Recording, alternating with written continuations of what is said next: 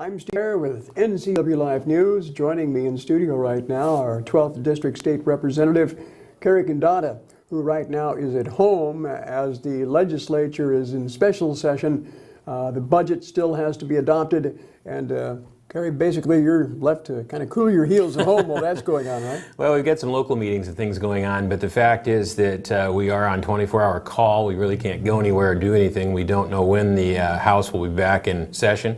Right now, the education group is meeting every single day. They have been for 3 weeks.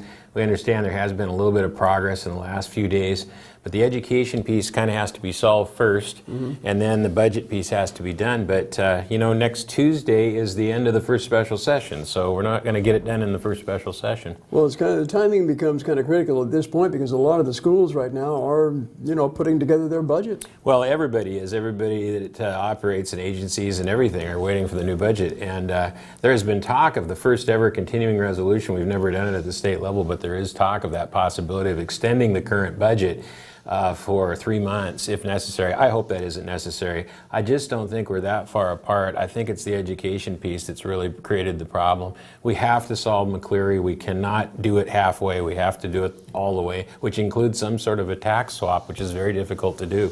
So let's hope that gets solved, and then we'll see if we can get out of there. Not to say that business continues in Olympia. In fact, just this week we learned that you have some legislation that was recently signed into law by the governor. And first of all, let's talk about kind of a unique piece of legislation that provides more transparency at the gas pump. Yeah, it seemed to me that years ago there was a sticker on the gas pumps that told you what the tax actually was. And I checked around, and a lot of other states do that. So we floated a bill, and unfortunately the bill was a little bit too late, but then we had this brilliant idea. Let's just amend the transportation budget. Well, if you're going to amend a budget, you have to be careful because you can't have any budget implications. So I found a way to do this for next to nothing. The folks, the Department of Agriculture, believe it or not, does the inspections on the pumps, and they offered to put the stickers on when they do the inspections, and the total cost was under $3,000, which is within their own budget, and they said they would love to do it. So we put it in the transportation bill, and believe it or not, the governor signed it. I was a little surprised. I thought he might veto it. But we'll be seeing stickers soon on gas pumps, and it will break out the state tax, the federal tax, and the difference between diesel and gas, which I didn't realize there was a difference. There is.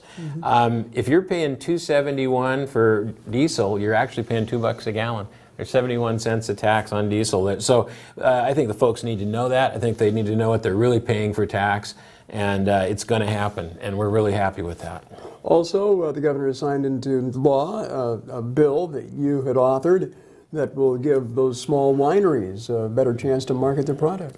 It's an interesting story on that one, Steve. The big wineries fought us for 3 years on that. They didn't want to give the little guys a leg up, and so we really had an uphill push on this, and in the third year we finally got it passed. What it does is it allows the small wineries to have more outlets, more tasting rooms, because you have these wine clusters like in Woodinville and up in Bellingham and Walla Walla, and some of these wineries want to get exposed into those clusters.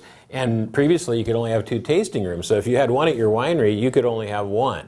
So now you could have 3 outside of your winery. We think that is a great move for the small guys and give them an opportunity to get their product out there. That's fantastic. And third piece of legislation, refresh me on this. Well, this is interesting. It came from a constituent, and I think the gentleman is an ex-police officer, and he said, why do police officers have to take gun training to get a hunting license?